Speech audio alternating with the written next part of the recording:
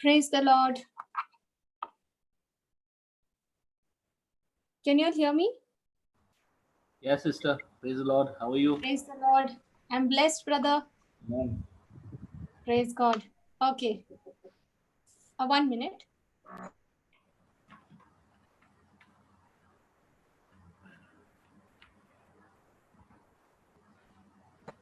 Okay, let's pray. Thank you, Jesus. Praise you, Jesus. Hallelujah. Hallelujah. Thank you, Father. Thank you, Holy Spirit. Thank you, Lord, for bringing all of us together here, Lord. Thank you, Jesus, that you are the God of mercy, God full of love, compassion.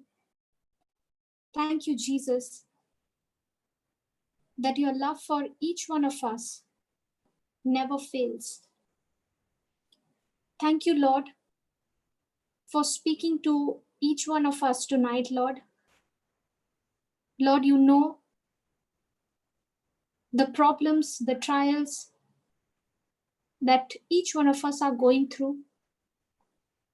Lord, you know all that you have planned and purposed for us. Father,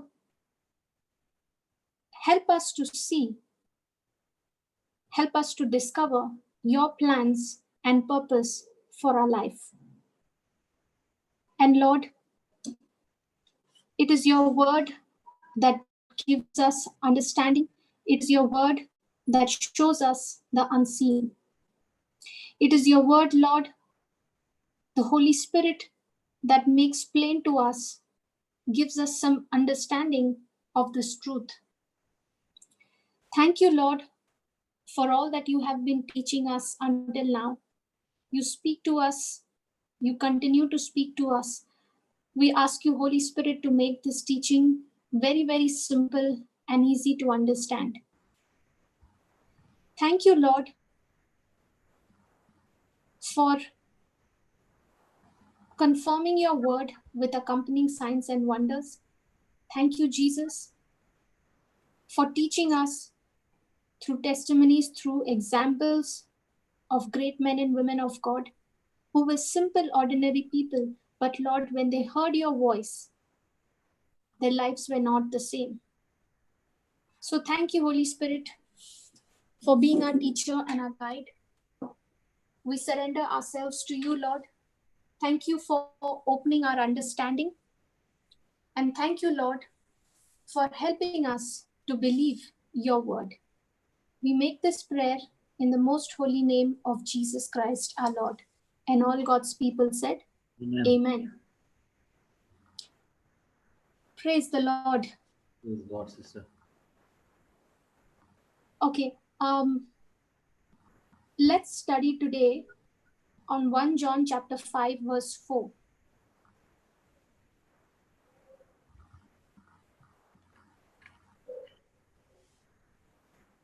One John.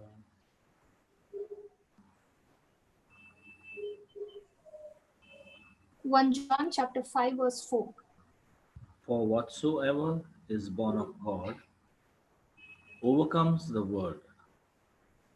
And this is the victory that overcometh the world, even our faith. Okay. For whatsoever is born of God overcomes the world. And this is the victory that overcomes the world, even our faith. Yeah, So who is going to give us the victory? the Son of God, our faith. Who is going to give us the victory? Our faith. Our faith, or will God give us the victory? Our faith, when we believe that Jesus is the Son of God. Or will prayer give the victory? No. Yes.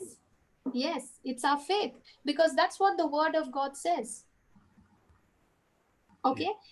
Yeah. It is our faith that gives us the victory. Now, imagine if you know that it is your faith that gives us the victory. Yeah. Okay, so where is your focus going to be? On our faith. On our faith. Okay, now let's say, for example, Brother Jude, you have a daughter. Yeah. Right? Yeah. How old is she? She is 8 now. 8 years old.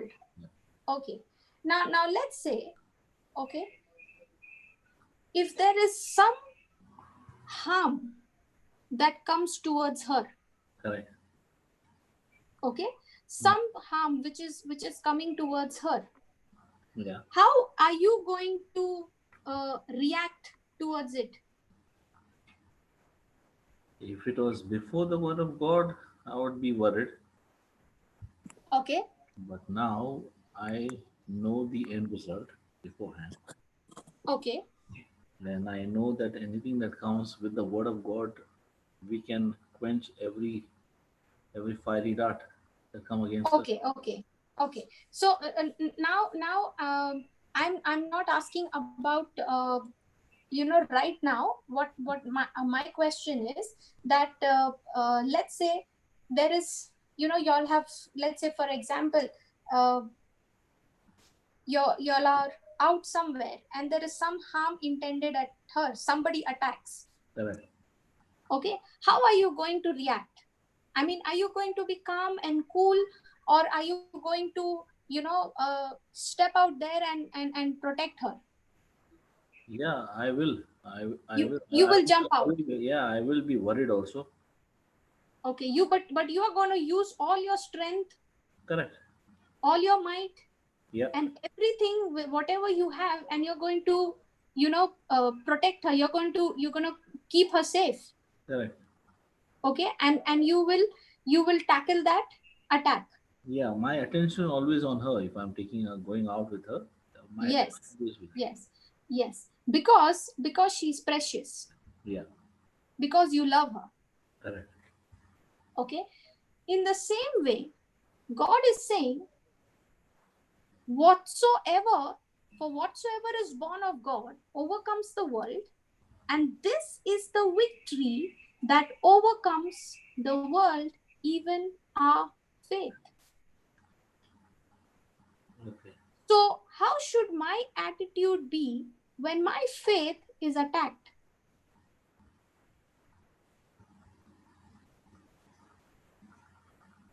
Are you understanding? Yeah. See, what is close to me, what is precious to me, I'm going to put my heart and mind and everything with all my might, with all my strength. I'm going to protect it. I'm going to guard it. Correct.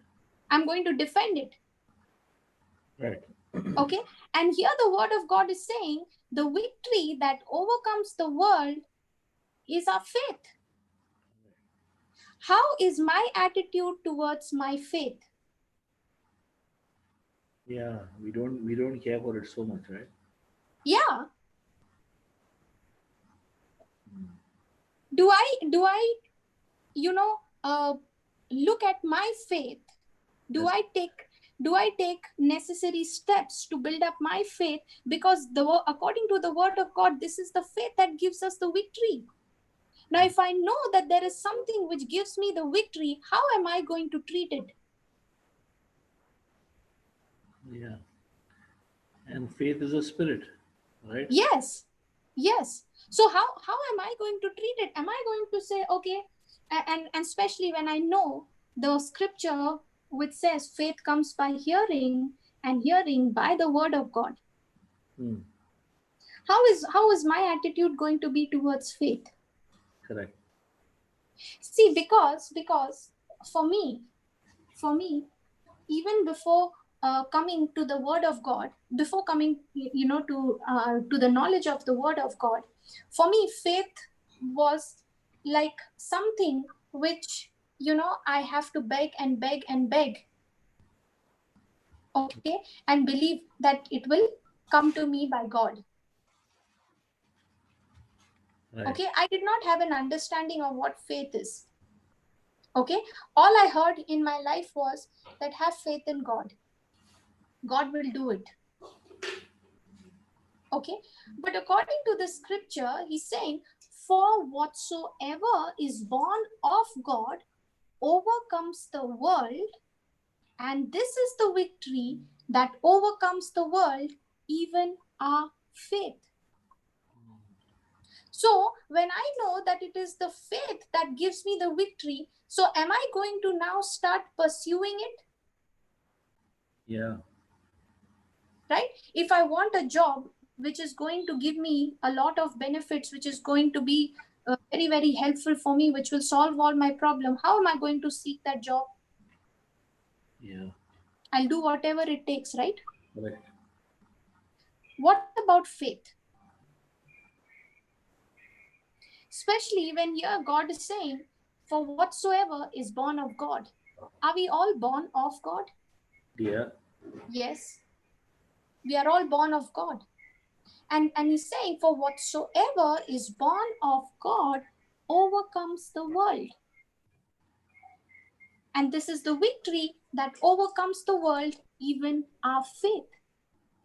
So Right. when I'm going through a difficult time, when I'm facing difficult situation, how is my attitude towards this faith which gives me the victory? Am I relaxed? Am I cool? Or am I aggressive about my faith? Yeah. Correct. You know, we were learning on that bulldog. You remember last class? Yeah. Correct. Okay. That bulldog, when you give, if it takes that bone, okay, from you, and if you try to take it back from him, he is not going to let it go. Yeah. He's going to hold fast to it so much that he's not going to let it go. You know, if you take a good look at that bulldog, okay, if you look at that bulldog closely, you will notice the jaw of that bulldog, it comes out. Yeah. It is Okay, up. it protrudes out. Correct. Okay, but his nose is indented. Yeah. Okay, his nose is indented. You know what is the benefit of that? That allows him to bite down and hold on to that bone for how much ever time he wants it. Mm. You know, they are so stubborn. They are so stubborn that they will refuse to let go once what they have locked it up in their jaws. Mm. Even if you try to pull it out from its mouth, it will not let it go. It can actually bite down to it and it can continue to breathe. Mm. That is aggressiveness. That's aggression. Okay. Okay, just as how this bulldog bites onto that bone and he doesn't let it go. In the same way, when I take the word of God, I bite it down and I don't let it go. I refuse to give up. No matter what the enemy does, I'm saying I'm not going to let it go. I'm not going to give up. Okay. Are you understanding? Yes. Yes. Okay. Now, this faith which gives me the victory, I have to understand that God has given me the victory through this faith. So what Jesus has already accomplished for me, whatever promises he has already given to me, I've got to take it by force. How? By faith. Faith is that force that never backs down. All right. Okay, it is just like that bulldog who's holding on to that bone, okay, and refusing to let it go. In the same way, when I take the word of God, I bite down to it, I'm speaking it, I'm confessing it, I'm meditating upon it, I'm imagining it, I am doing it. I am now like that bulldog who is biting down into that word.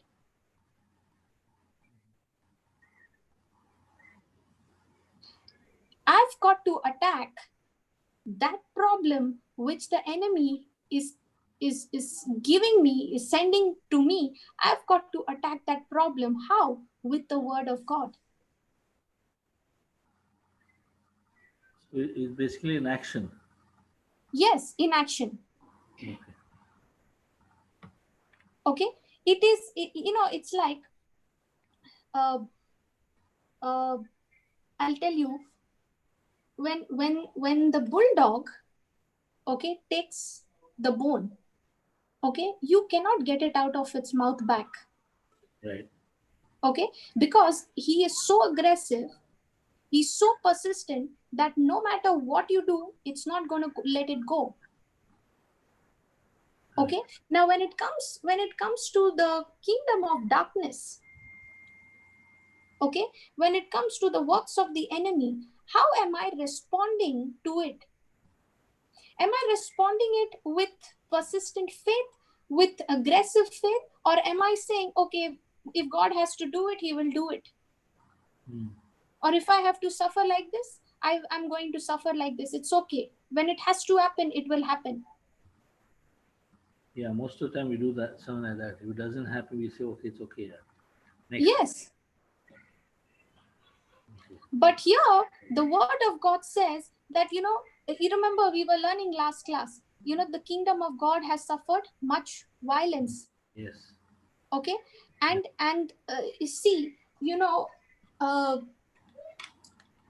when it comes down to the promise of God, the scripture says that every promise of God is a yes and amen. Yes. Correct. Okay, but when it comes down to understand the promise of God, to know what God has done for me, okay, generally our understanding or our vision is just limited to the problems that we have. My mind, okay, my mind goes to search for solutions to the problems that I'm currently facing. Right. Are you understanding? Yeah. Okay, it's limited to what I see, because why? My thinking, my thinking is not based on what the word of God says, but my thinking is based on my sense knowledge. My senses are telling me that these are the problems, this is the situation, this is the battle that I'm going through. Yeah. Okay, so I will go and search for the promise of God in those areas. Okay, but what about the other areas of our life where God has also given us promises, and that need not necessarily be problems, but different callings that God has for my life, the wisdom that God has given me. Are we taking new grounds, or are we just settled and looking at solving this problem and say, okay, let me first get rid of this, then I will think of Next. going and sharing, then I will think of the wisdom that God has given me that I can use to go and teach, that I can go and use to serve others. Yeah. That's why the faith, okay, faith is what gives us the victory. And if I need to see the manifestation of this victory, I cannot be casual about my faith.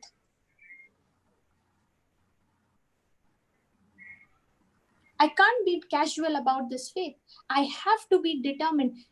Determination is the attitude of faith. You know what is the meaning of determination? Determination means unwavering. Yeah. Determination means I am going to be unwavering when it comes to the word of God. I am determined to receive my healing according to 1 Peter 2:24. I am determined that nothing will stand in my way of receiving my promise that God has given to me. Determination will say, I am not backing down. I am not going to give up. I am determined. You know, on Saturday, I was extremely sick. Okay. Okay. On Saturday, the last 1 week, I was not keeping well. Okay. And I was fighting with the word of God. Okay. And I said, I'm going to fight this battle and I'm going to stay focused on what the word said. Okay. On Saturday, I went to preach in the evening. Okay. Okay. I went to preach, and when I came back at about 7 o'clock, when I came back, as soon as I came home, I started vomiting. Okay. I was continuously vomiting for like about 4 to 5 times. Okay. And I had a very, very severe headache. I could not, because of the vomiting, the headache was increasing and I was just not, able to stand. So I had to, to be rushed.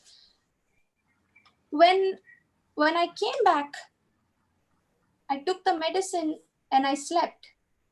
Okay. And when I slept, when I woke up,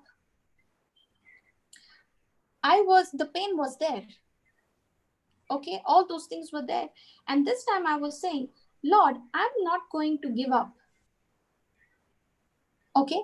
I'm not going to give up. I'm going to fight this.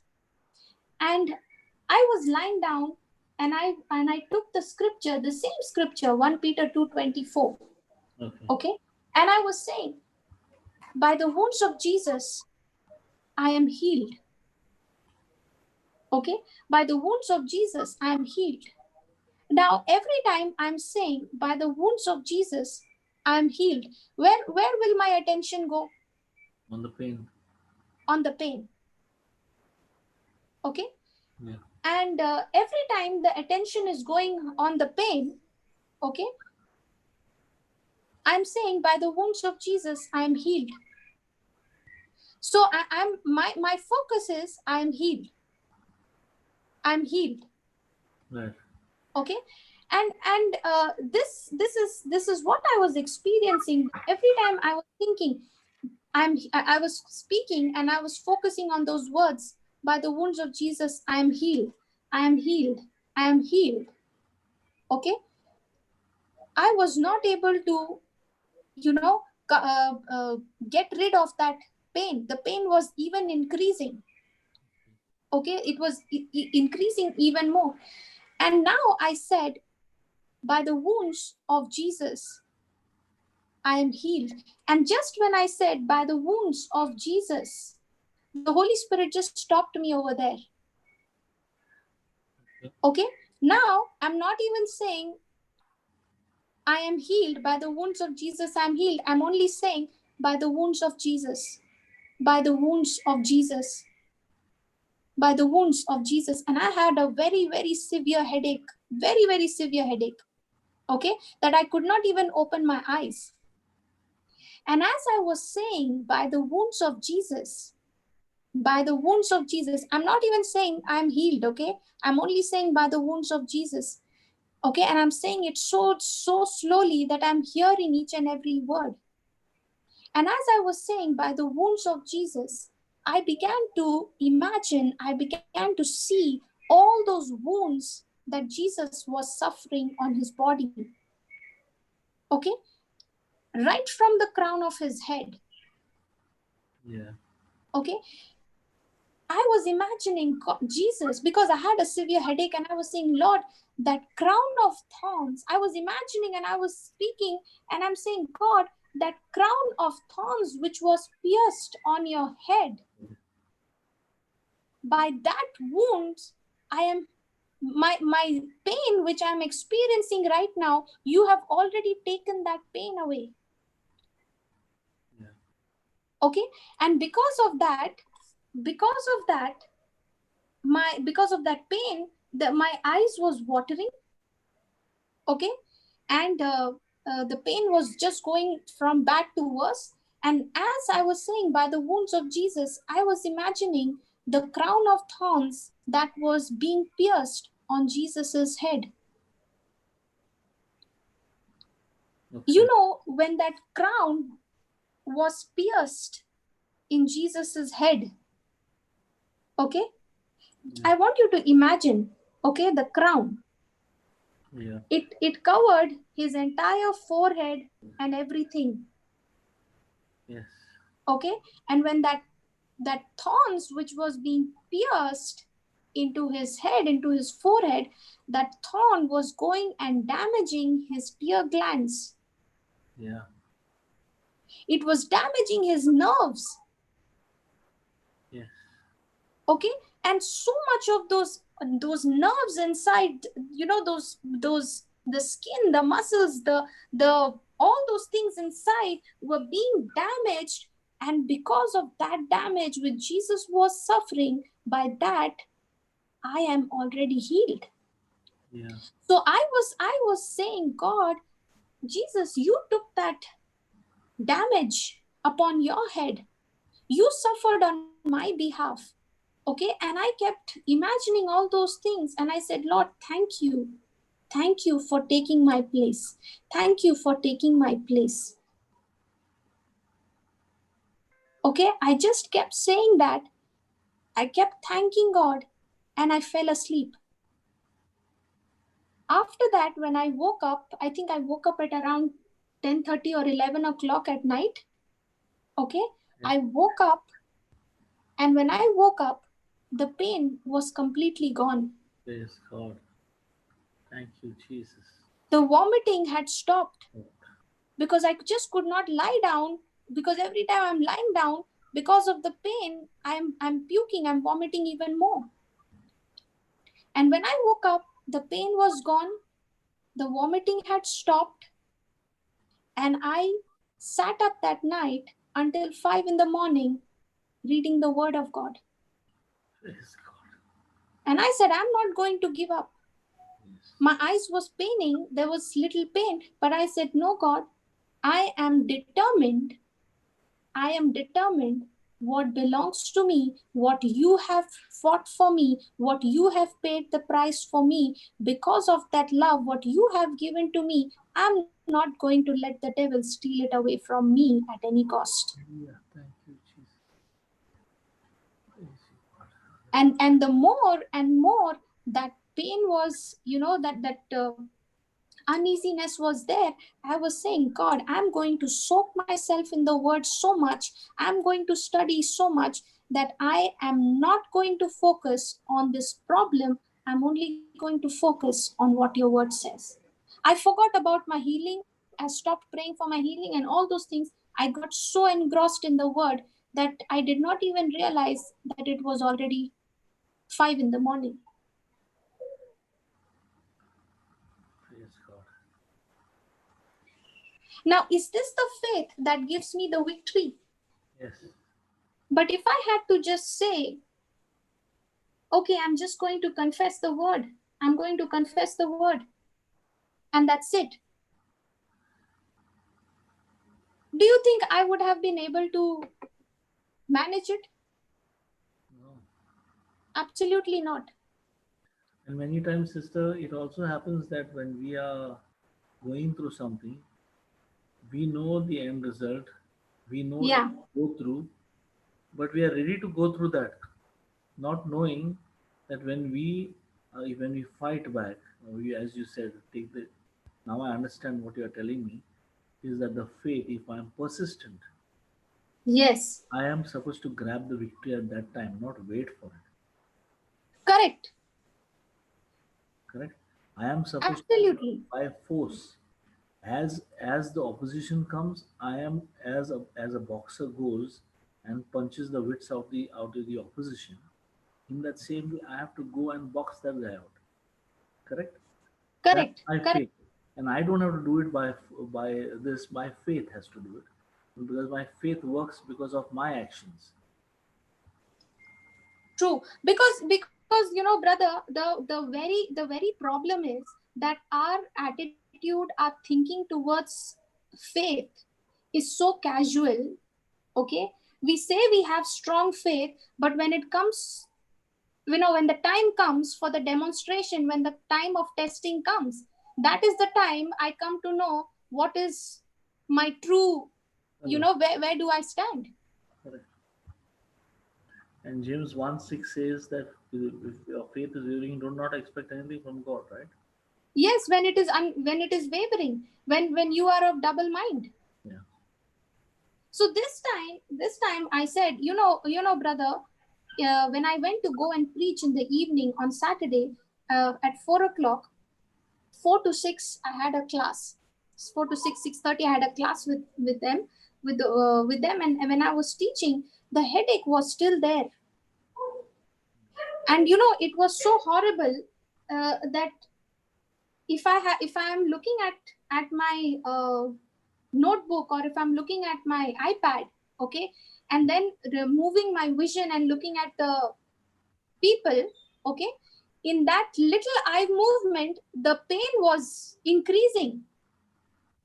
I can understand. Okay, so, and I said, I'm not going to be focused about that.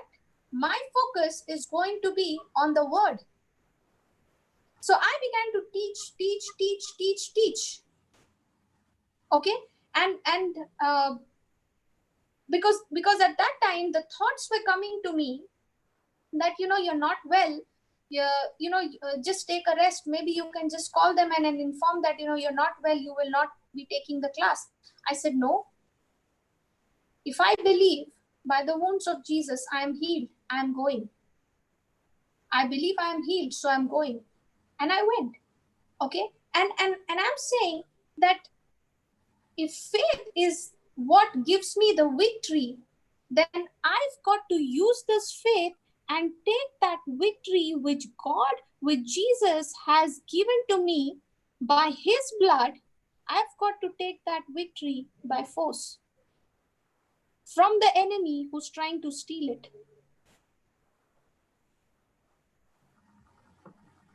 That's what determination does.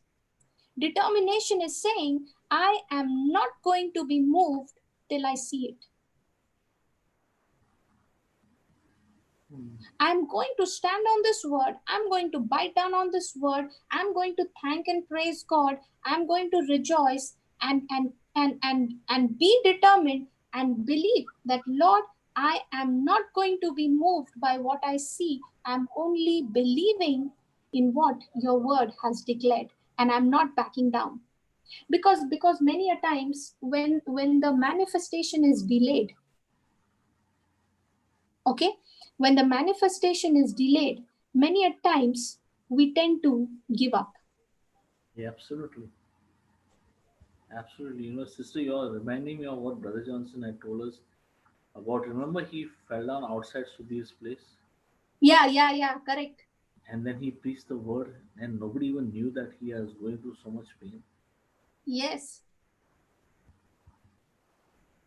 yes. We get to learn so many things, sister. Thank you for this testimony. Brother, when I go through all these things, it's not that just because I study the word, I'm preaching and teaching and all of these things, I'm immune to it. No, I'm also just like you. Yeah, of course. And the battles that I go through are much more than others. And why I'm sharing this because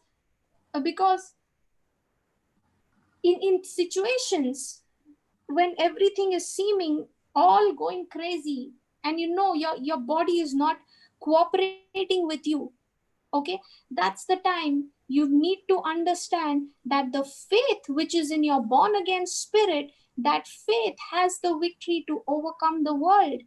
Your spirit has to be in charge. Your faith has to be in charge of your body. Your body has to submit to what the word of God is saying, not to your emotions, not to your feelings.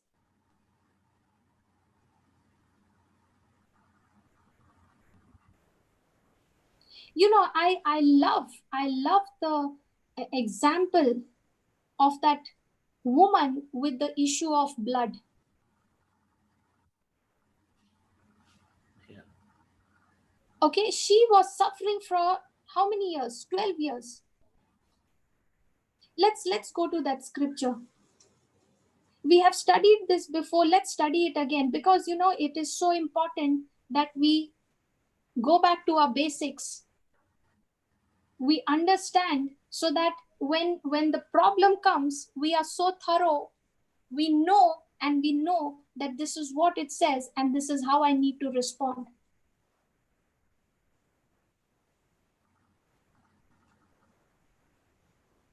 Mark chapter 5 verse 25 onwards.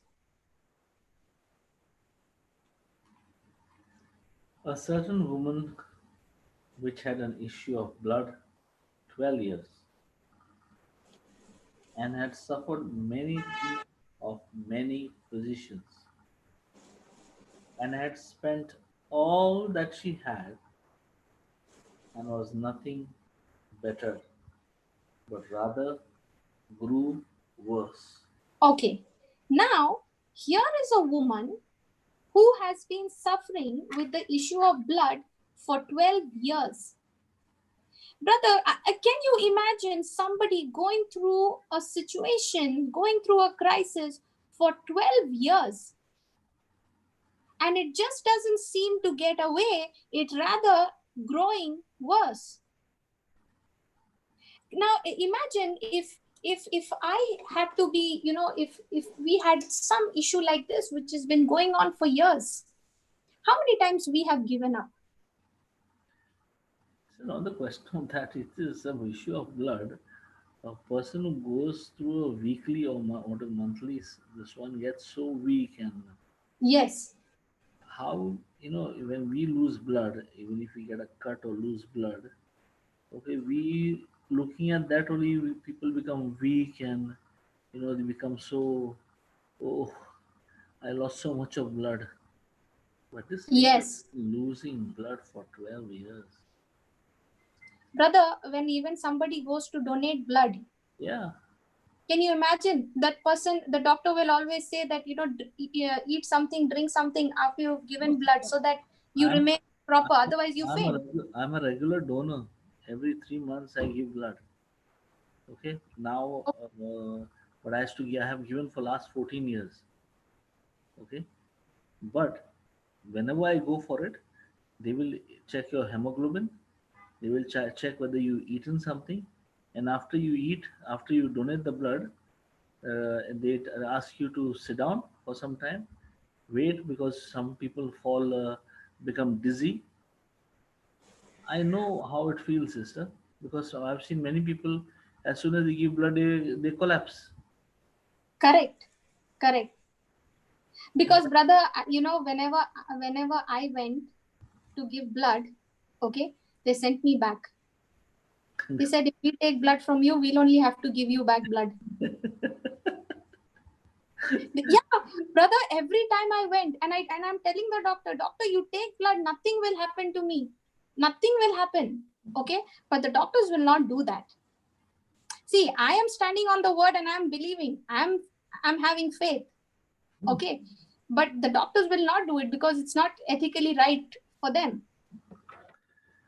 Yeah, Okay. But if you look at this woman who has been suffering for 12 years, okay, in her body. Okay. Now I want you to imagine, any kind of sickness or problem or whatever it is. Okay. The impact, the effect of it is the same. yeah. Okay. When you are seeing a loved one for 12 years going into the wrong direction, no matter how much you are trying to help, no matter what you are praying, whatever you're doing, you are seeing that person growing from bad to worse. Okay, when something is stuck to you for such a long time, you can imagine how severe it can be, and you can imagine what would be the condition of your faith. Now this woman who has suffered for 12 years, she spent everything that she had of hers, but to no use. It did not bring any healing, it did not bring any health to her, but from being bad, she even grew worse. Now can this woman, be in a situation where she's saying, come on, enough is enough? Yeah. And that's exactly what this woman said it. She said, enough is enough. I'm not going to tolerate it.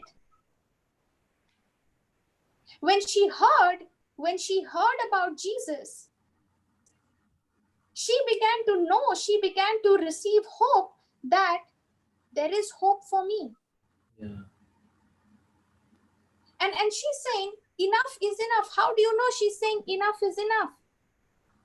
When she heard see what the scripture says. When she heard about Jesus, Even the press behind. the scripture says, for she kept saying to herself in the 28th verse, Yeah. if only I may touch his clothes, I shall be made well. Whole. Yeah. Praise God. Yes. Good. Somebody is attentive. Now, what do you call this kind of faith? Is she casual? Is she relaxed? No. Now, is that faith which Jesus is talking about? This faith gives us the victory? Yes. Yes. Now, is this woman determined about her faith? Yes. She is saying, I am getting my healing. I am getting my healing. I don't know how, but I'm getting it. That's why the word says, for she kept saying to herself. She put a condition to herself, my sister. She put a condition to herself. She didn't think of asking God to pray for her. There were many miracles when the people said, if you want, you can touch me and you can heal me. Many people said that way, but she said, put a condition to herself that if I touch him or touch a hem of his garment, any part of him, I will be made whole. She put a condition to herself, saying that that was her faith, that she depended on herself. Yeah, she heard the word. She heard about Jesus, Correct. who has been healing and all those things. Okay, and she the moment she heard that, faith began to come into her. Correct. When she heard, the faith began to come into her, because the scripture says faith comes by hearing, and hearing by the word of God. Yeah. Until then, she had not even heard of Jesus. Until the time she had not heard of Jesus, she was growing worse. Yeah. But she got so determined about her faith. She said, I'm getting it. I'm getting my healing. Now, it is not easy. It is not easy for a woman with the issue of blood in those times, in that culture, to even come out in the open. She was considered as ritually unclean. She cannot come. She cannot even come, and she can't even come out in the open. And she was thinking, even if I touch the hem of his garment, if only I may touch his clothes, I shall be made whole. She must have been thinking, there's going to be so much of crowd and all those things. Why would just go to Jesus? I will quietly touch his garment, and I will get my healing, and I will come out. Nobody will even come to know. Yeah, that was a faith. In spite of that risk, in spite of that embarrassment, she got so serious about using her faith. How many times do we give up for the fear of the risk and embarrassment that I might have to go through? Yeah, mostly of what people will say. Yes. You see, we are worried about what people will say, but we are not even paying attention to what God has to say. You know, brother, I was a person who was so caught up with this thought, that what will people think? What will others say? And most part of my life, my decisions were based on this one thinking, and it messed up my life. I used to take decisions. I used to make decisions based on what others said about me. If there is a matter that on which I need to take a decision, my habit was that I will go and consult 10 people.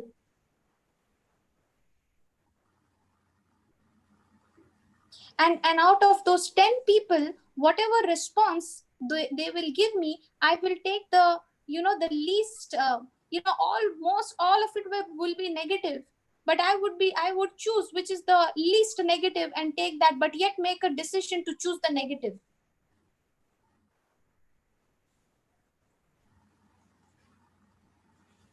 And it got me nowhere. It rather made my life even more miserable. Till the day I heard from the word of God, who am I in Christ Jesus? I don't need to go by what people say. I need to go by what my God says. And if you look at this woman with the issue of blood, she got so determined of her faith that she kept saying to herself, I'm getting my healing. No matter what risk, no matter what embarrassment I have to go through, I'm just going out. You know how she was so daring to even get out of the house, especially in that situation, in that condition where she is ritually unclean. She's considered to be ritually unclean. And if she has to get caught, she would be stoned to death.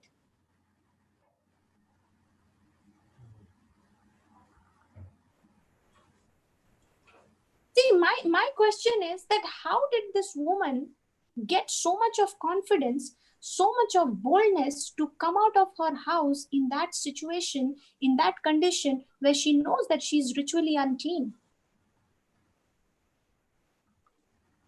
Where did she get that boldness from?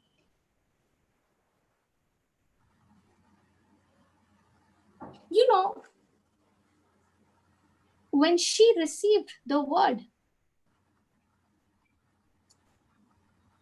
the verse 27 in Mark chapter 5, verse 27 says, when she heard about Jesus,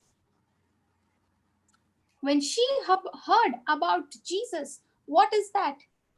She got the word. Jesus is the word. See, we tell people, right?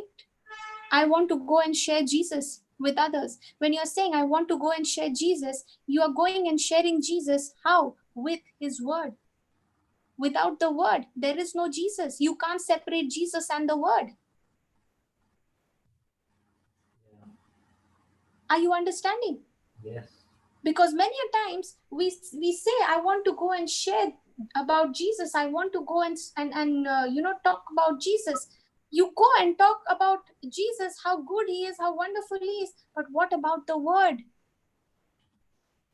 Am I taking his word and going and teaching it to others? Am I going and sharing that word to others? Am I giving Jesus? See, if I have to give Jesus, I cannot give Jesus emotionally. I have to give Jesus through the word, because Jesus is the word. So what gave this woman the boldness? What gave this woman the confidence? What made this woman get out of her house in spite of the risk and embarrassment? How did she manage to get out? She got to the word. The word was her answer. And she was so determined. And she said, I'm going to reach out and grab the word. When she is saying, if only I may touch his clothes. If only I may touch his clothes. She's saying, if only I am going, if I just take that word, if I grab that word, I know I'm going to reach him. That's why you read in the 34th verse. What does Jesus say in the 34th verse? Same chapter.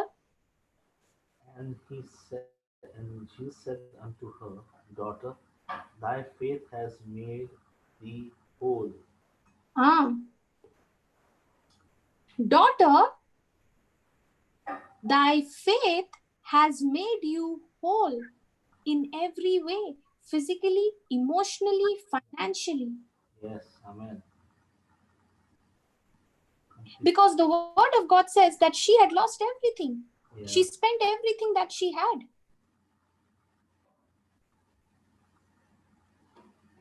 How much more you and I need to do the same thing? You know, brother, sometimes we wait for the situation to become more worse. Then we start exercising our determination. When the pressure of the problem keeps on increasing and it starts getting worse, that's when we get aggressive about our faith. Why don't we get aggressive about our faith and what belongs to us? Why don't we take it by force the moment the thought of it even comes?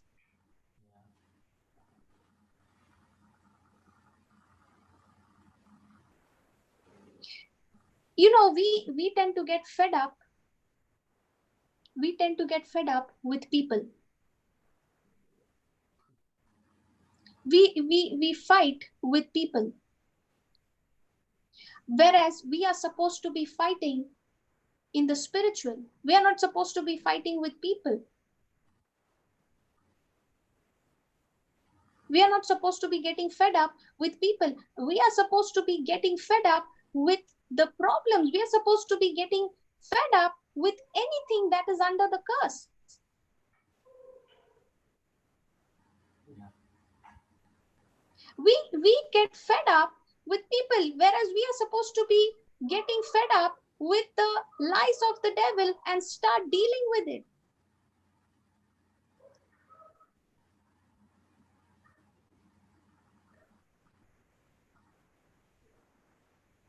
You know, when it comes to faith, okay, in the beginning, when I started my journey, my faith was, it was just growing.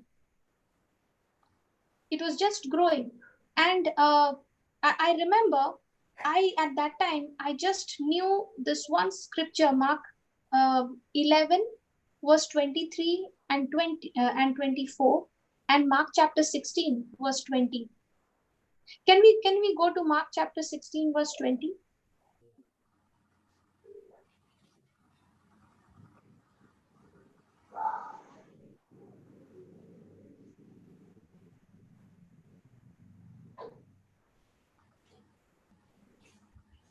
And they went forth and preached everywhere, the Lord working with them and confirming the word with signs following. Amen. Now here he's saying, and they went out and preached everywhere. Yeah. Okay, the disciples. They went out and preached everywhere, the Lord working with them. Who is this Lord? Jesus. The Holy Spirit. Yeah. The Holy Spirit working with them and confirming the word through the accompanying signs. So, in the beginning, when I started my journey, when I would go to office, there would be people in my office, okay, who are not Christians. When they would come and ask me to pray for whatever they want, okay, whatever the problems are, okay, when they would ask me to pray, I would just take that opportunity and quickly ask them, can I pray for you right now? Are you understanding? But system would how? Just want to ask you. Yeah. A reason is people would not tell you to pray simply at all. No? They must have seen you pray before. They must have seen things happening before, right? They would not. No, brother. No, no. In my case, it was not like that. Okay. Okay. You know how people began to approach me? Yeah. When the same people who would come against me, Okay. when they would insult me, when they would make fun of me or embarrass me in front of others, I would never retaliate. Okay. Okay. I would talk to them with love. I would forgive them. You know, in the beginning, it used to be very extremely difficult. I would be standing there, keeping my mouth shut, smiling, but inside I'm crying. And I would go to the washroom, cry, and come out. Okay, but not speak a word. I would go and bless them. Okay, and the more they did, no matter how much they did, okay, every time my response was of love, of forgiveness, and of blessing for them.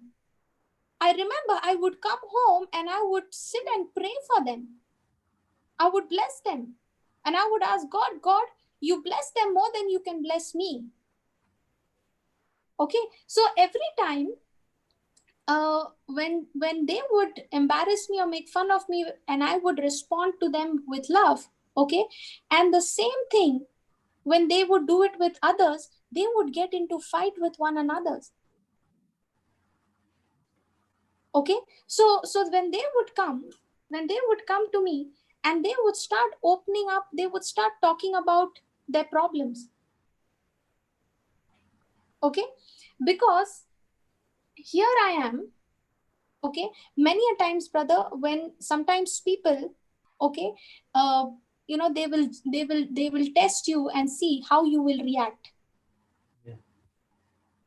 Okay, even before they would want to confide or tell you things, they will see whether this person is going to keep things to herself, or is she going to go and blow the trumpet out.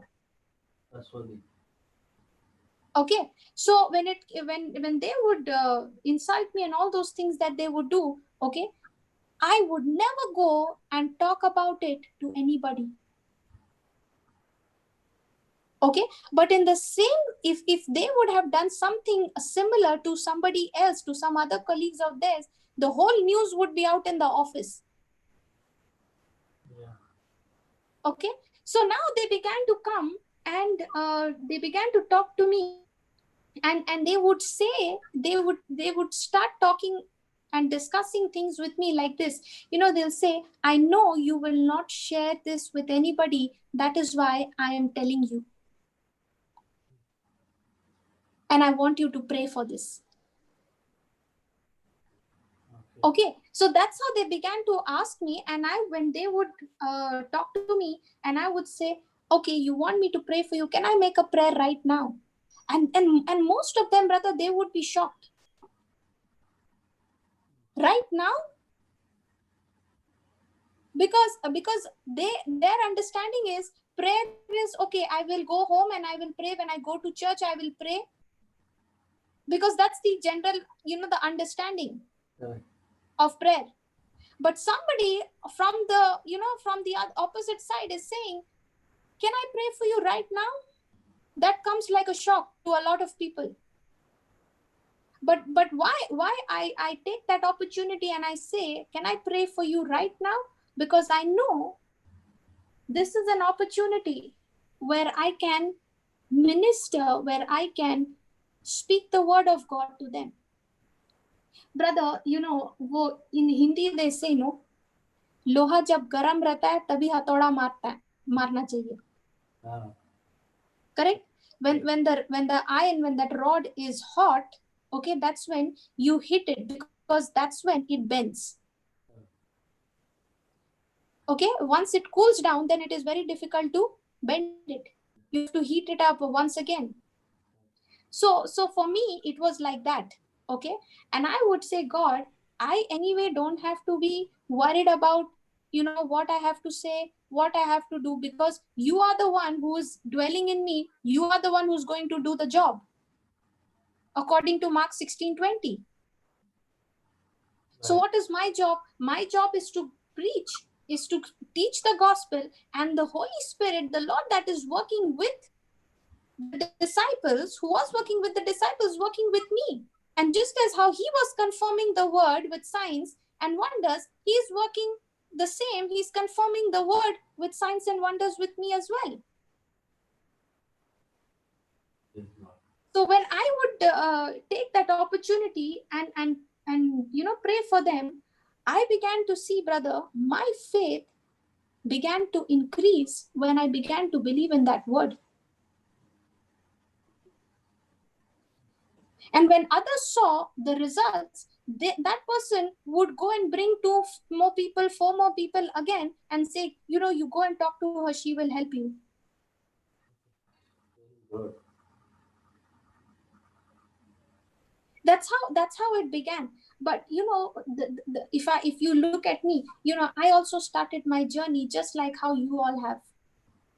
I did not come to this level of faith just on the day one. No. Every word of God that I was standing on, it was tested, so that now when I'm believing, I am not relying on my sense knowledge, I am relying on the word knowledge, because that's how I am being trained.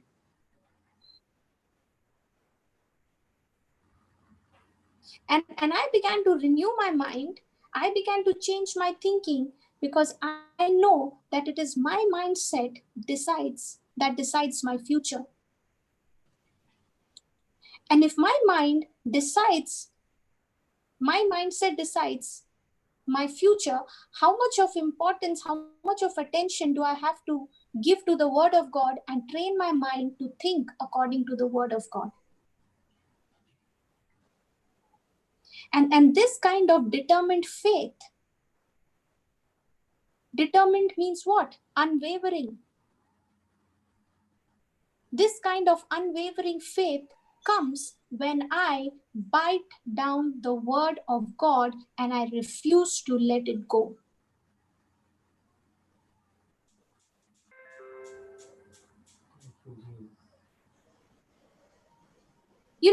Are you understanding?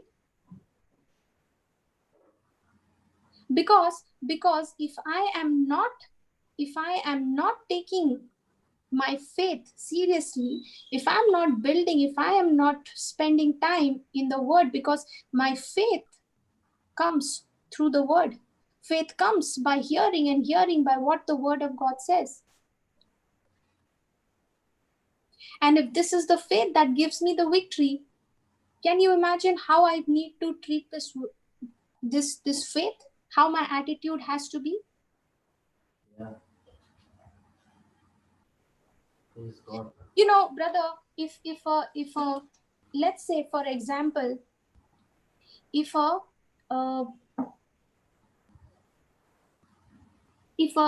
thief comes into your house, Yeah. okay, if this thief comes into your house, how are you going to tell him to get out? डंडा लेके मारेगा. डंडा लेके मारेगा. But when the thief comes into our life to steal our health, to steal our healing, to destroy our prosperity, you know how we treat that thief?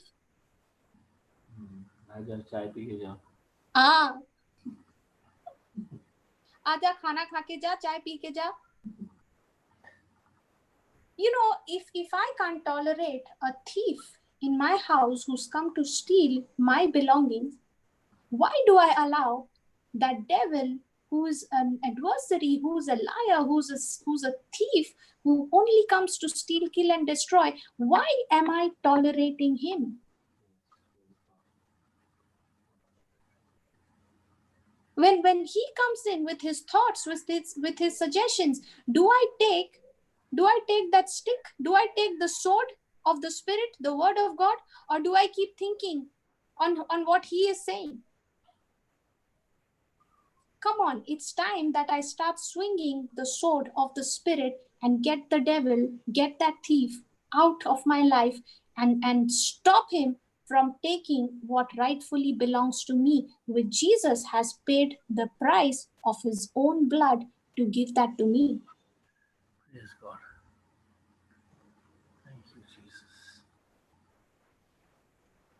That is called aggressive faith. That is called determined faith.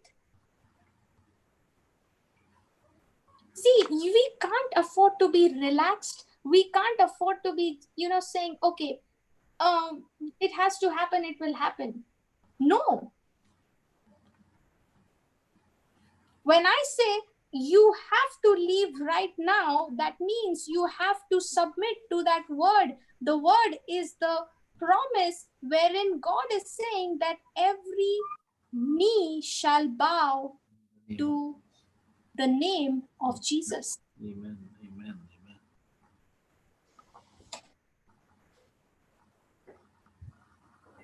I cannot be relaxed. I can't be, so passive about things which is under the curse, which God has, which the devil, the moment he opens his mouth, he's only speaking lies. He's only giving me suggestions that are lies.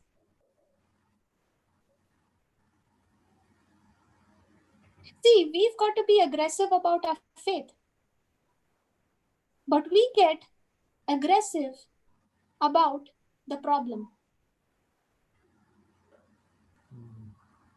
See, if you can't be relaxed when the enemy, when the thief attacks your home, how can you be relaxed when the devil is coming to steal, kill, and destroy? It's about time you pick up the sword of the Spirit and start fighting the good fight of faith aggressively. Praise God. And that's why I have to bite down on the word of God. What is the meaning of biting down on the word of God? I need to take the word of God, speak it to myself, understand who am I in Christ, understand what I have in Christ, understand what I can do in Christ. Because if you go on your own to fight the devil, to fight his lies, he's going to rip you apart. But when you go in Christ, now you've got the whole of heaven backing you up. So when I am supposed to take the word of God and bite it down, how do I bite it down? How do I chew on the word? When I take the word of God and start studying, start understanding who am I in Christ, I am biting down the word of God. When I understand what I have in Christ, I am biting down the word of God. When I understand what I can do in Christ, I am biting down the word of God.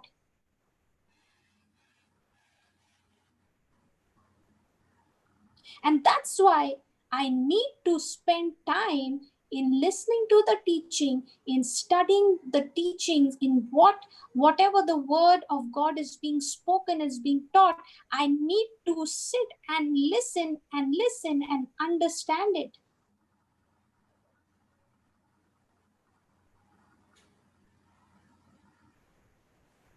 And the devil will try to take it from you. That word which you are biting on, the devil will try to take it from you.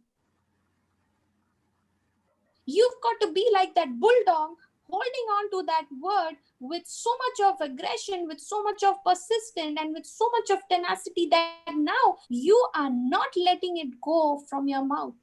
If the devil puts his hand in your mouth, he's going, you are that word which is there that you're biting on has to bite him. and he will think twice before touching you.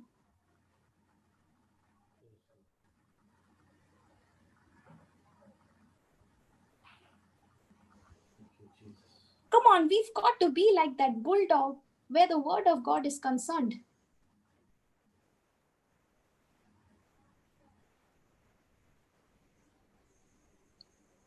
Are you understanding? Yes.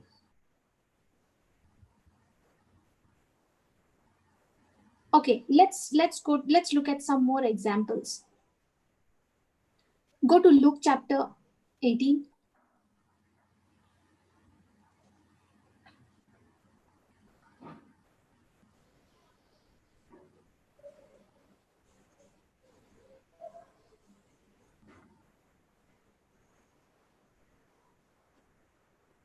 Go to Luke chapter 18, verse 1 onwards, you can read. And he spoke a parable unto them to this end, that men ought always to pray and not to faint, saying, there was in a city a judge. Okay. Just read the first verse, brother. And he spake a parable unto them. Okay. And he spoke a parable unto them. So who is speaking this parable? Jesus. Okay, Jesus is speaking the parable to them. Okay. To this end. Okay. That men ought always to pray and not to faint. Okay. Jesus told them a parable to the effect that they ought always to pray. Now, did we learn the meaning of prayer last class? Yeah. What is prayer? Speaking to God, his words. Yes. Right? Speaking back to God, his words. That is the scripture. Yeah. Okay. So here is Jesus saying that they ought always to pray and not to turn faint. Or not to lose heart or not to faint. That means don't become faint. Don't lose hope. Don't lose heart. Don't give up. Yeah. Okay. Now, when you are praying to God. How? Through the scriptures. You're speaking the scriptures. And where is faith stored? Faith is stored in the word of God. Are you understanding? Yeah. Faith is stored in the word of God.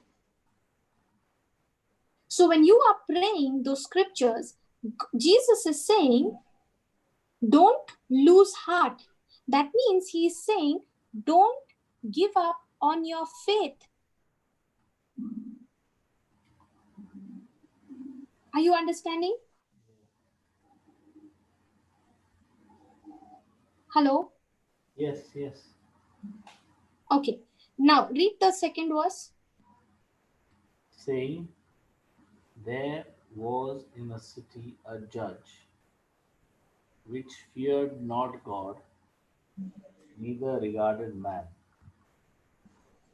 And there was a widow in that city, and she came unto him, saying, avenge me of my adversary. And he would not for a while. Okay, third verse, what is she saying? And there was a widow in that city. And there was a widow in that city. And she came unto him, saying, avenge. Okay, she came unto him. She came unto him, saying, avenge me of my adversary. Okay, now in one of the translation, okay, in one of the translation it says, and there was a widow in that city who came repeatedly. Repeatedly, yeah. Okay. Sister Sudha, if you can put the same verse in NLT version, verse 3. NLT.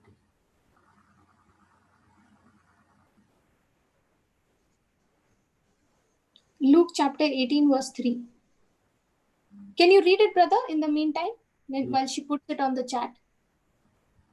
And he would not for a while, but afterward he said within himself. No, read the third verse. Ah. Yeah, there she's put it on the chat. Just read it from the chat. Third verse.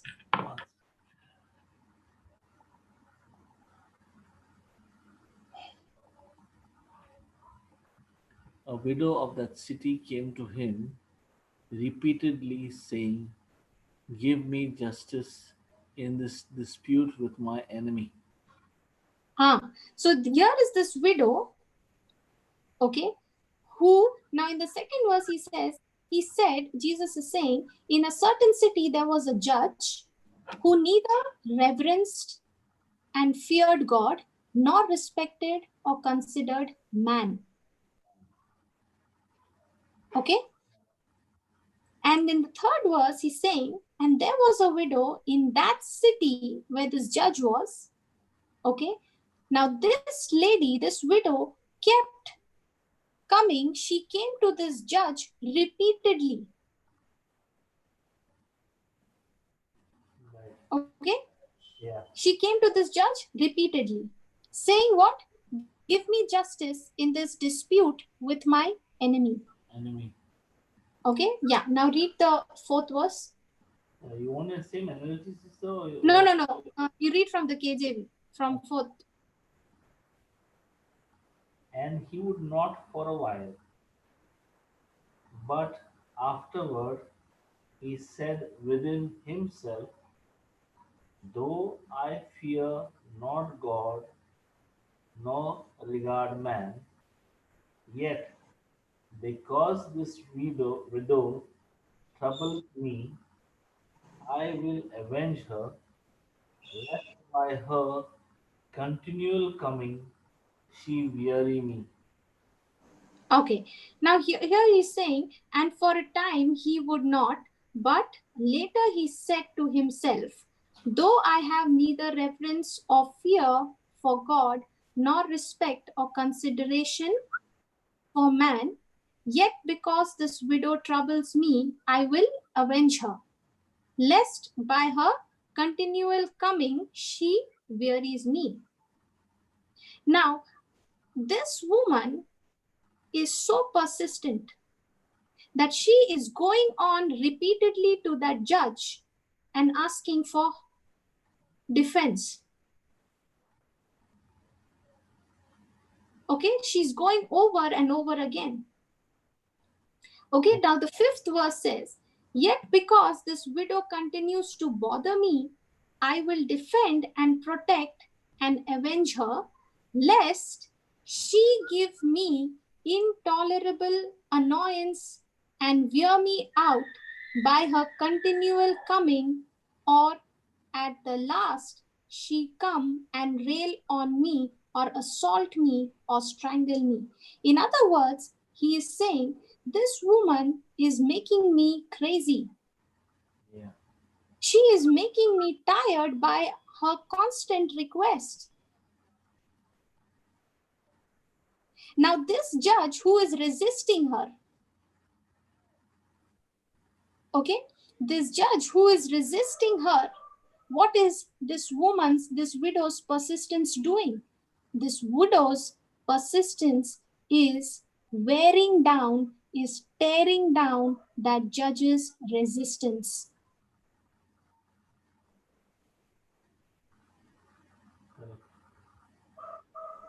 Are you understanding? Yes.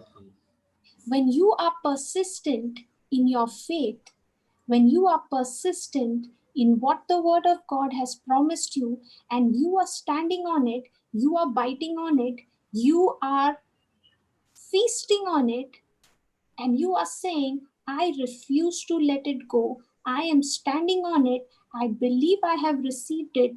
And I thank you, Lord, for I have received it, even though I don't see it. Now, what are you doing? You are being persistent.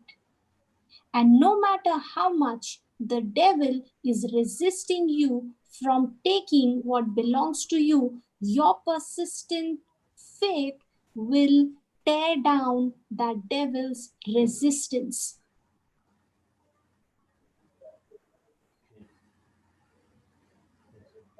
Are you understanding? Yes. Your persistence has the power to tear down the enemy's resistance. He is resisting you from taking what rightfully belongs to you as a child of God. But when you are persistent and you are saying, I will not take no for an answer, I'm going to stand on this word and I'm going to keep believing and keep thanking and rejoicing that it has come, it has come, it has come. That persistence is tearing down the resistance of that devil. He cannot stand before that persistence faith. Look at the 6th verse. Listen to what this judge is saying. Read the 6th verse.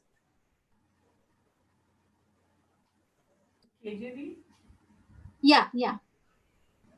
And the Lord said, hear what the unjust judge said. 7th. And shall not God avenge his own elect, which cry day and night unto him, though he bear long with them? Now, in the 6th verse, he's saying, and the Lord said, hear what the unjust judge says. And will not our just God defend and protect and avenge his elect, his chosen ones, who cry to him day and night? Will he defer them and delay help on their behalf? Now, what is that meaning of crying to him day and night? Crying to him day and night means me relentlessly declaring the word of God and speaking my faith, standing on the word of God. Crying day and night does not mean that you are shedding tears. No, that's not what crying he's talking about. Crying day and night, he's saying the one who is declaring the word of God, standing in the faith without being moved.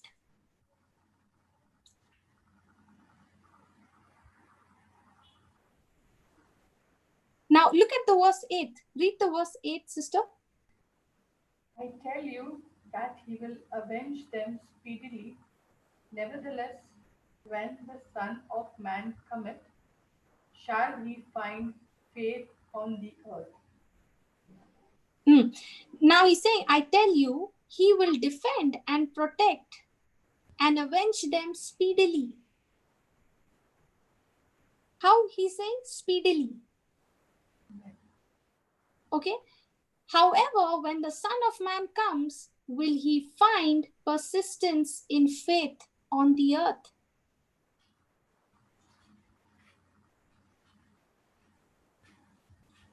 Now, in this 8th verse, he's saying, I tell you that he will avenge them speedily.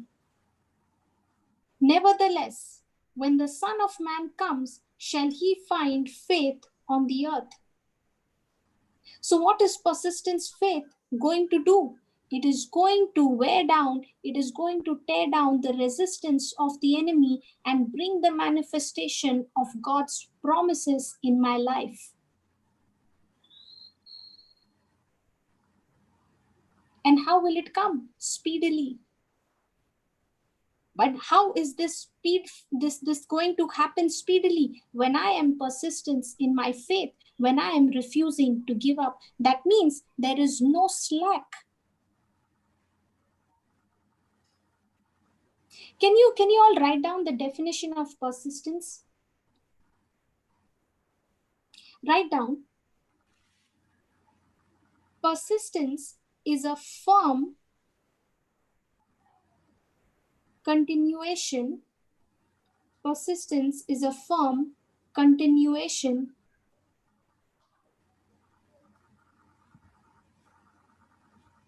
Persistence is a firm continuation in a certain action,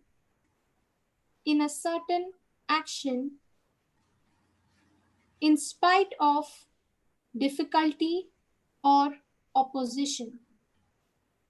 In spite of difficulty or opposition.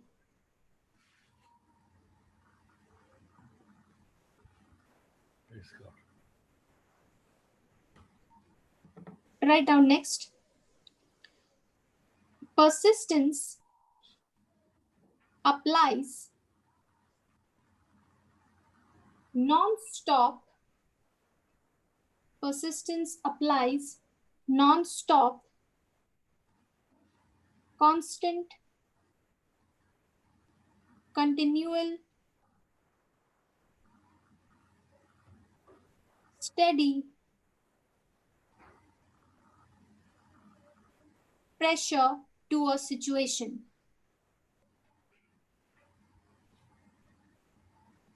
Persistence applies non-stop, constant, continual, steady pressure to a situation. Next. Persistence does not let go or give up. Persistence does not let go or give up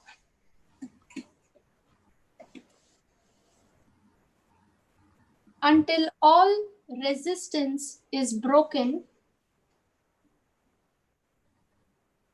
Persistence does not let go or give up until all resistance is broken and the desired result is attained. At or as? And persistence does not let go or give up until all resistance is broken and the desired result is attained.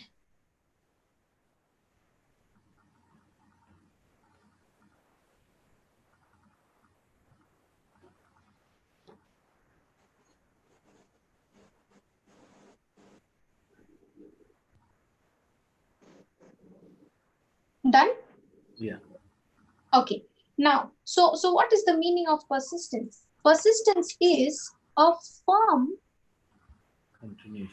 continuation in a certain course of action, in a certain action, irrespective of difficulty or opposition.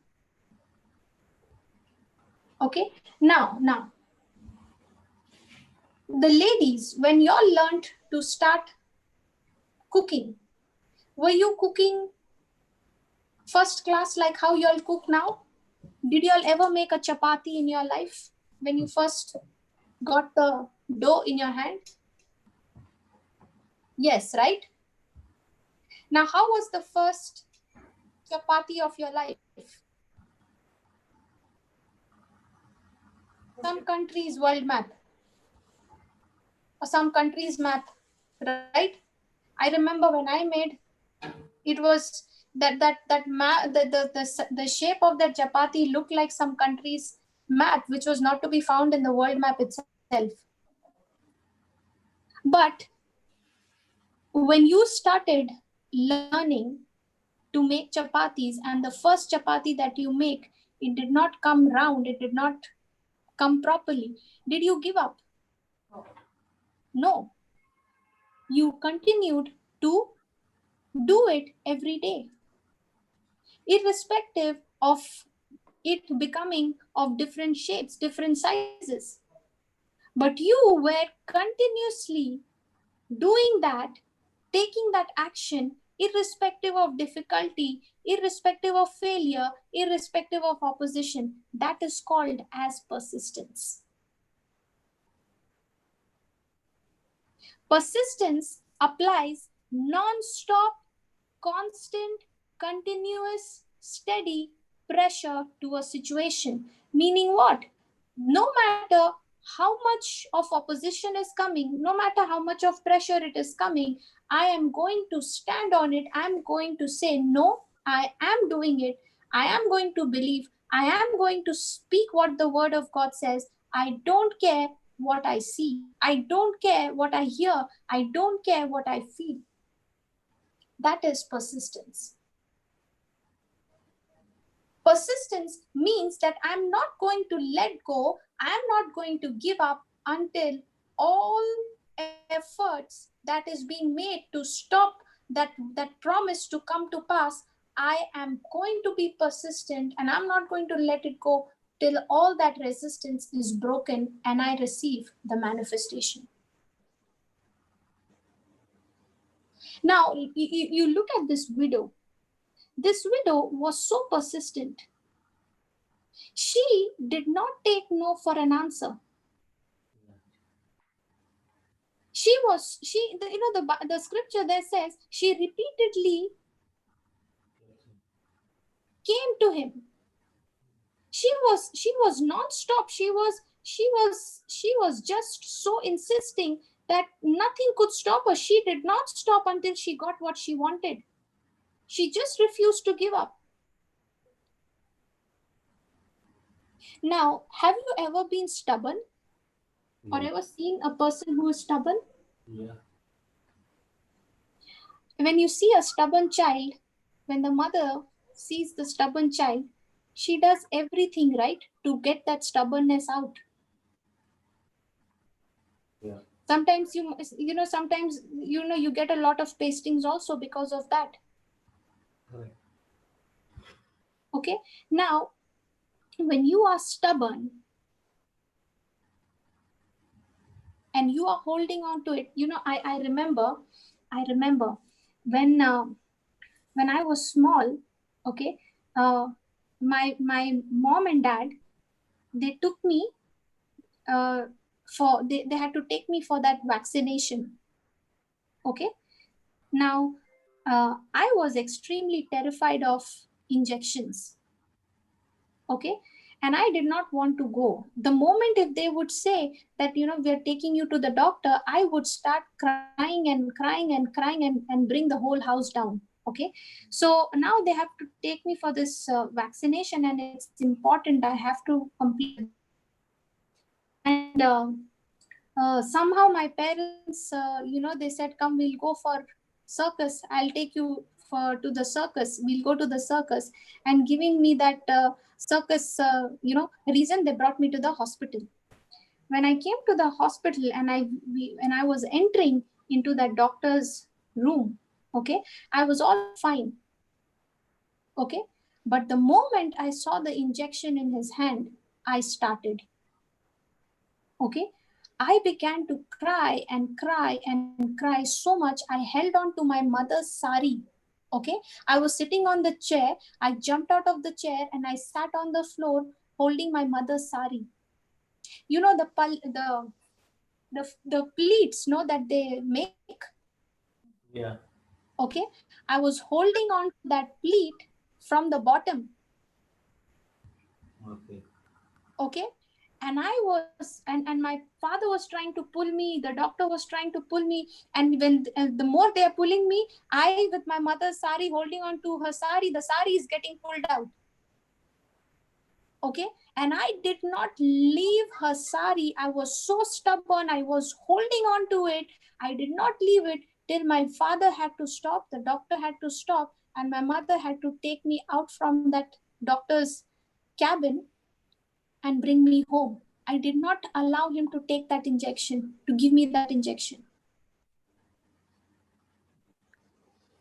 Okay. When I was thinking of this stubbornness, and I was saying, Lord, how stubborn I used to be. And the Lord began to show me, see, you were stubborn at that time. Okay. And all the that stubbornness, you were using that same force to do all the wrong actions.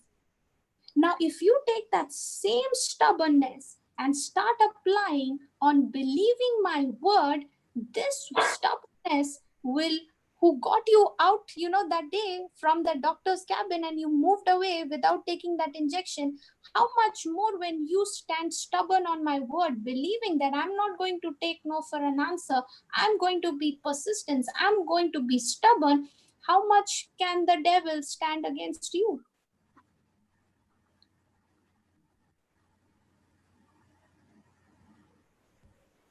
I began to then understand that this stubbornness I can use to believe the word of God and say, I am not going to take no for an answer.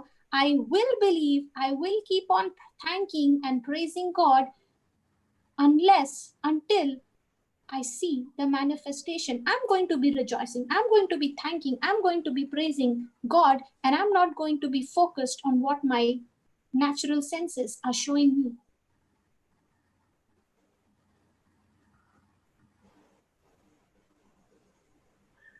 That's what it means to be persistent. I'm saying I'm not going to let it go.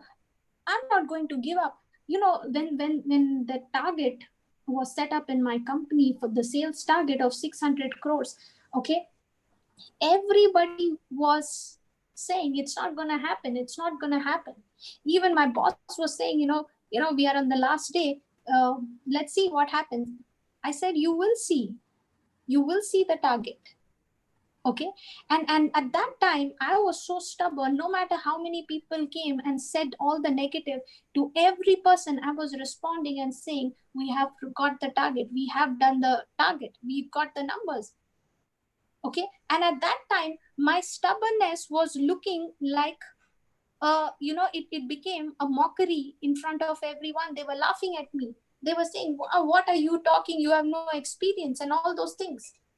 But I was stubborn and I was saying, God, if you have promised what your word says, your word stands eternal.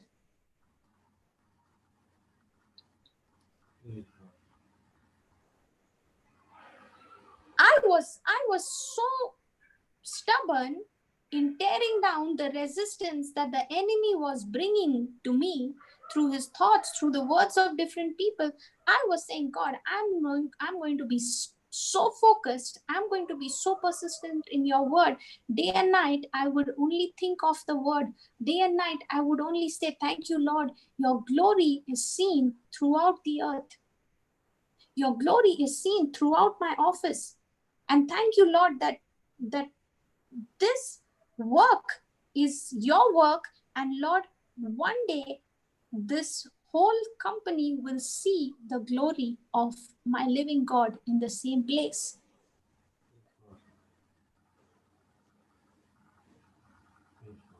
Now, if this faith, which gives me the victory, am I supposed to treat this faith as something which is casual and and just say, okay, I have faith, I am believing, I am strong in faith?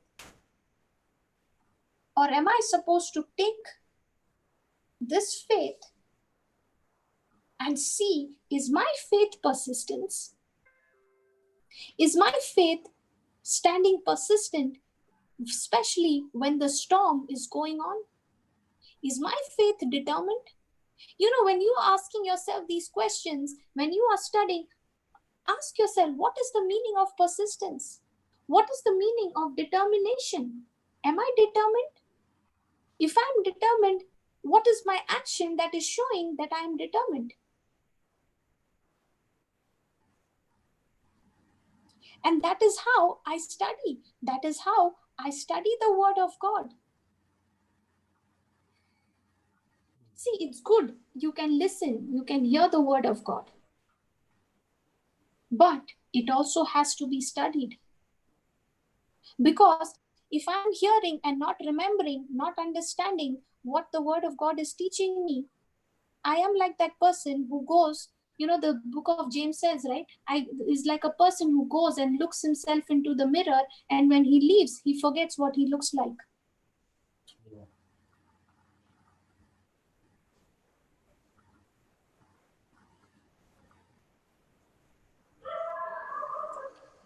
Praise God.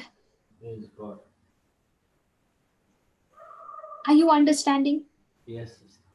Can we all just close our eyes right now and say this? All of you, come on. Today, God has taught us, the Holy Spirit has been teaching us so beautifully that how I need to build myself, build my faith.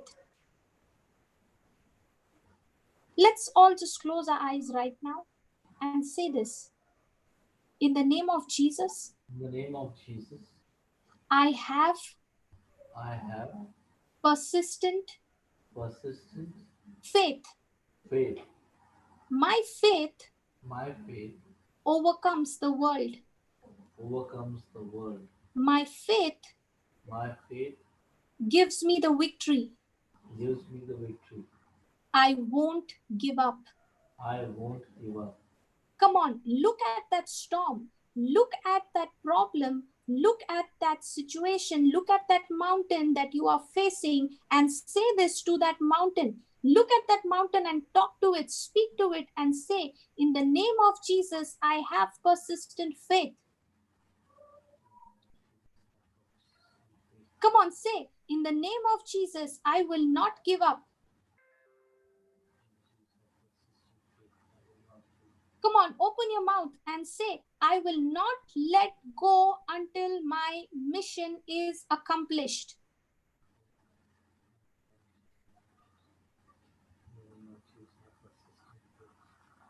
Come on, say that. Say that. I apply non-stop pressure to what my covenant is with God. I will continue to stand on the word. I will continue to live by faith. I will continue to live by love. I will continue to walk by faith and not by sight. And I will keep doing this until all resistance is broken and I have the promise of God manifested. I am stubborn with the word of God. I am persistent with the word of God. I am determined with the word of God. Come on, speak that. Talk to the Lord. Father, I thank you and I praise you, Lord, as your people right now are speaking to you, are talking to you, speaking to their mountains. Lord, I thank you and I praise you that you are hearing the words coming out of their mouth. Come on, speak the word of God out of your mouth. The word of God says that God is watching over his word to perform it. He is actively watching over his word to perform it. So open your mouth and give God the praise. Thank you, Jesus. Thank you, Lord. Praise you, Lord. Come on. Keep on saying. Keep on saying by faith. Keep on believing by faith. Keep on receiving it by faith. Keep on pressing forward by faith. Say to that mountain, you are no longer in my life. You are in the place where you rightfully belong. Go and plant yourself in the sea. Thank you, Jesus. Praise you, Jesus. Hallelujah. Hallelujah. Hallelujah. Thank you, Father. Thank you, Jesus. Thank you, Holy Spirit, that as your people are listening to your word right now, Lord, as they are opening their mouth and speaking, confessing their faith, thank you, Jesus, that you are confirming their words with signs and wonder. Thank you, Lord, that we take the kingdom, the promises, what Jesus has given to us as our inheritance. We take it by faith. We stop every unbelief in the name of Jesus. Lord, I refuse to doubt your word in the name of Jesus. Come on, say that, Lord, I refuse to doubt your word. I refuse to doubt your word. Lord, I refuse to believe what my situation is showing me. I refuse to believe it in the name of Jesus. And I choose to believe what your promise has given me. Thank you, Lord. I am determined, I am unwavering in believing your word. Thank you, Jesus, for this understanding. And Lord, as your word has been spoken, as your word has been preached, I thank you, Holy Spirit, for confirming this word with accompanying signs and wonders. And thank you, Lord, for testimonies that are coming out from this truth, that this persistent faith, this determined faith has stopped, broken down, every resistance of the devil that is stopping us from receiving our inheritance. Thank you, Lord, for the victories. We give you glory, Lord. We give you praise in advance for the victories that has won over through this world overcoming faith that is residing on the inside of me. This persistent faith that is residing on the inside of me, which is saying, Lord, I will not take no for an answer, but I will receive what the word has promised, and I will not stop till it is manifested. Thank you, Lord. Thank you, Jesus. Praise you, Jesus. Hallelujah. Hallelujah. Thank you, Lord. Thank you, Lord. Thank you, Jesus. Thank you, Jesus. Thank you, Lord. Thank you, Father, for helping each one of us, Lord, to stand strong, to stand determined in our faith, not letting go of our dream, not letting go of the promises, not letting go of all that your word has promised us, Lord. Thank you, Lord. Thank you, Lord. Thank you, Jesus. Come on. You have the world overcoming faith residing on the inside of you. You've got to be persistent like that bulldog when it comes to faith, believing what the word of God says. Don't let go that promise which God has given to you. Don't let it slip away with unbelief. Don't let go of your hope for your family relationships to be restored, your dream, your healing, your freedom, your deliverance, your debt cancellation, all that you are believing for, receive it by faith, by persistent faith, by unwavering faith on the word. Thank you, Jesus, for your anointing is moving right now, breaking every yoke of the devil and setting your people free. Thank you, Lord, for you are watching over your word to perform it. And as we release our faith through your word, we thank you and we praise you, Lord, for we have received all that we have asked for in prayer according to your word in Jesus' name. We give you all the glory, we give you all honor and all praise in the name of Jesus. And all God's people said, Amen. Amen. Amen. Praise God. Praise God. Awesome, sister. Awesome. Praise God. Thank you, Jesus. Thank you. Anybody who wants to share anything, you can raise your hand.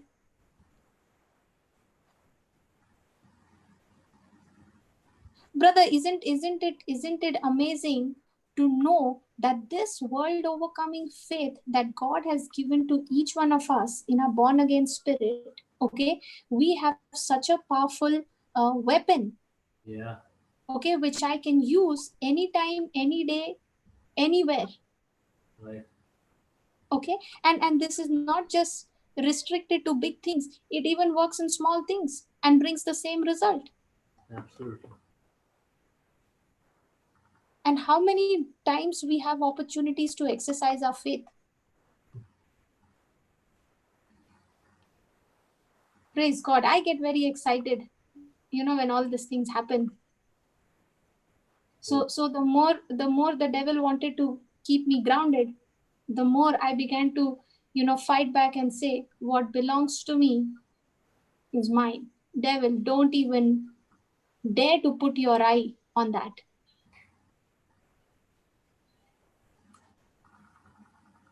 Praise the Lord. Praise God. Thank you, Jesus. Nobody to share testimony? Nobody? Yeah, nobody's raised their hand. Sister, I want to share a small testimony. Yeah, brother, go ahead. Remember you had told us about a hiccup. I don't know. Yeah. Well, today when you're going from lunch after back to office, I suddenly started getting hiccups, and I suddenly remembered what you had spoken about that word, and Epiglottis. yeah, and my wife remembered that word. So Okay. we took the authority, and I spoke to the whatever. Epiglottis. Yeah, and I said, get aligned. Whatever is hindering, get out, come out of it, and go back, and I'm set free. Actually, tell you the fact, sister, I suddenly just coughed, and actually I could feel that thing coming out from that pipe. You know what? What that thing Yes, yes, yes. came out, okay? And I told my wife, see, I can actually feel it come out. It came out, and my hiccup stopped instantly. You know, Praise God. yeah, I'm just telling her, just understanding and speaking to that system that has to obey you. When you speak with the authority of the name what is given in the name of Jesus, and it happened. It was so clear. I could actually feel that it was pulled out. You know, it was pulled out from that place. Yeah, The yeah. Holy Ghost. Yeah, brother, because Amazing. when you take when you take the promise of God, okay, I cannot hear you. then it is. Hello, can you hear me now? Now I can hear you. Can you hear me? Yeah, yeah. So I was saying that when you understand the truth, okay, and you start applying it, you will be amazed to see the journey that the Holy Spirit takes you. Now, on Saturday when I felt sick, the headache was so bad. I have never had that kind of a headache ever. It was so bad. It was like, I was feeling that my head is splitting into two halves. It was that excruciating pain. Okay, and right like on the top, on the crown of my head. And at that time, so many times I have confessed the scripture, by the wounds of Jesus I am healed, and I know it, you know, Mhm. and all this while the focus is, by the wounds of Jesus I'm healed, I'm healed, I'm healed. Okay, but this time the Holy Spirit just stopped me at that wounds, by the wounds. And from there he began to show me and began to bring my focus on the thorns, Yeah, the crown of thorns that was placed on Jesus's head. What you see in the movies, no brother, there's nothing. is nothing. There's nothing. But when you actually see the word of God and you start, imagining, when you start talking to the Holy Spirit, he starts unveiling to you. It Okay, he happened. It starts happened. showing It you. happened. It happened today, sister. When you were telling us, Hmm, when you were explaining, I had closed my eyes, hmm. and I have seen clearly the blood gushing every time the thorn went into God's head. Jesus's head, yeah, Yeah, yeah. it is like when you poke something and the water comes out of a, Yes, it was like that. I actually seen the whole image of his crown in my yes, in my vision when I was sitting down here. I yes, actually seen it, and I could actually see his hair, the long hair, quenched with blood, yes, completely, complete crimson red. yes, Okay, and I could see, when you get poke, when when you they give you an injection in your head. Okay, that is a small needle. yes, yes, This is a big. These are the big ones who we are talking about. The big uh, thorns which goes through and through, and they are stuck in that skin. yes, They were using, and I could see them using that the weed stick. yeah, They're pulling his thorns inside his head. I actually seen it today. Now, when you were explaining to us, I seen that vision. I closed my eyes and I seen that. hmm. Praise God. And That's what was happening, brother, when because many a times, the focus is on the healing. As yeah, long as your focus is on the healing,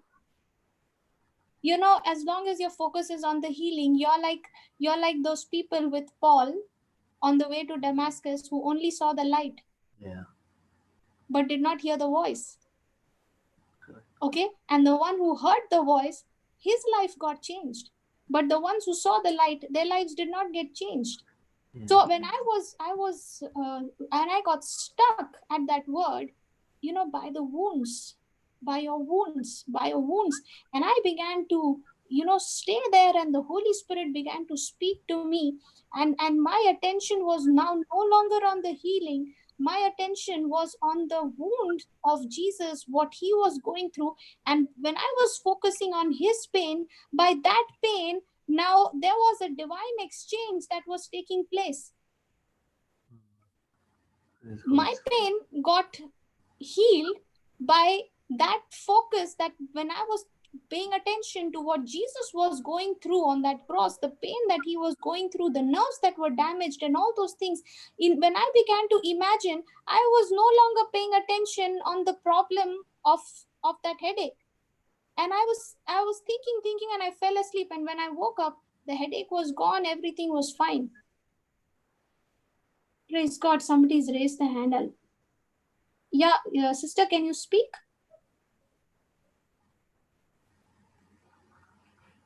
You can speak now, sister. Praise the Lord, sister.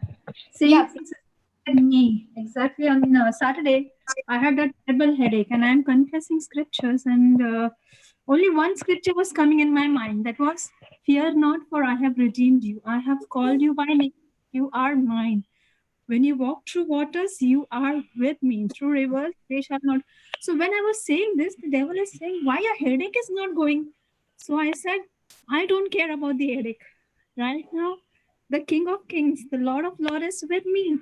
So the joy that I have in me is not, it cannot be compared to what is this headache or what is anything else. I'm just enjoying the Holy Trinity with me, their presence, and I was just enjoying the presence. I really could not feel the pain of the headache or anything. That just vanished.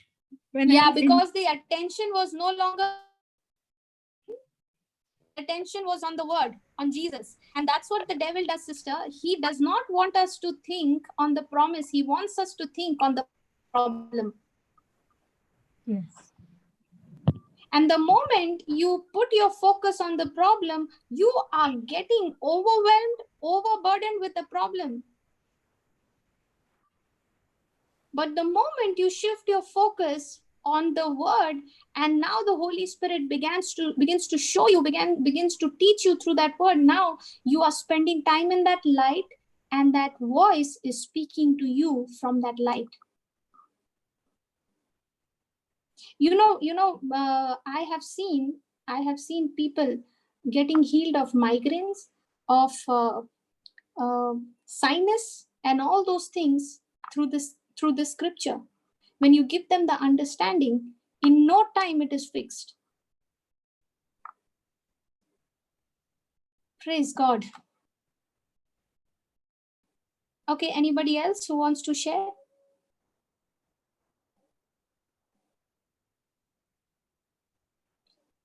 Okay, nobody's there. So can we continue the class tomorrow? Yes. Okay. So praise the Lord. Thank you. We'll see you tomorrow. Good night. Good night.